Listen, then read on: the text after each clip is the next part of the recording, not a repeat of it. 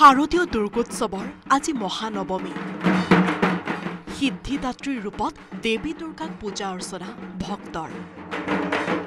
নৱমী উপলক্ষে ঠায়ে ঠায়ে অনুষ্ঠিত হৈছে কুমাৰী পূজা মা দুৰ্গাৰ ৯টা ৰূপক পূজা কৰা হয় নৱমীৰ দিনটোত প্ৰতিকূল বতৰকো নেওচি ৰাজ্যৰ প্ৰান্তে প্ৰান্তে নৱমী পূজাত ভিৰ কৰিলে অগণন ভক্তই প্ৰান্তে প্ৰান্তে পৰম্পৰা ৰক্ষা কৰি বলি বিধানো দিয়া হৈছে মঠ মন্দিৰ দৌল দেৱালয়সমূহত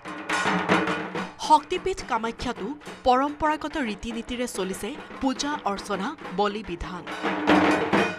আনহাতে নলবাৰীৰ ঐতিহাসিক বিল্বেশ্বৰ দেৱালয়ত নৱমী পূজা উপলক্ষে দেৱী দুৰ্গাৰ শ্ৰীচৰণত ৪৪টাকৈ মহ বলি আৰু উচৰ্গা কৰাৰ লগতে অসংখ্য ছাগলী হাঁহ পাৰ কোমোৰা আদি বলি দিয়া হয়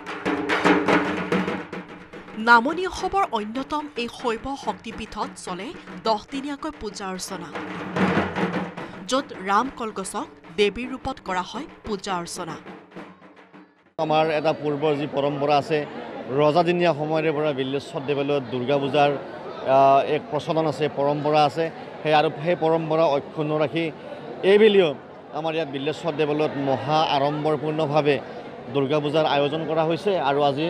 মহানৱমী গতিকে মহানৱমী বুলি ক'লে বিল্বেশ্বৰ দেৱালয়ৰ অসমৰে নহয় এতিয়া ভাৰতৰ এটা চৰ্চিত বিষয় হৈ পৰিছে গতিকে যিয়ে নহওক আজি আমাৰ যিটো বলি আছিল বলি বিধান প্ৰথা আছিল সেইটো ইতিমধ্যে সম্পন্ন হৈ গ'ল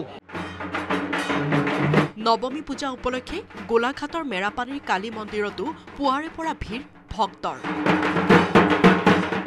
देवी दुर्गा का हवन होने के बाद तत्पश्चात 9 कन्या एवं 21 कन्या का यहाँ भोजन का आमंत्रित किया गया और इसके बाद में सभी कन्याओं को विधिपूर्वक पूजन करके और सभी को भोजन आदि उनको दिया गया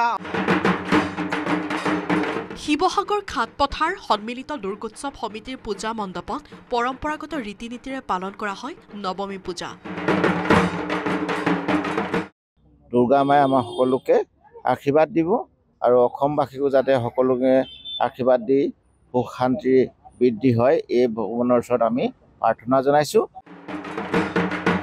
নৱৰাত্ৰিৰ অন্তিমটো দিনত কুমাৰী পূজনেৰে নৱমী পূজা সম্পন্ন কৰিলে ভক্তসকলে bureau' report news 18 Assam north east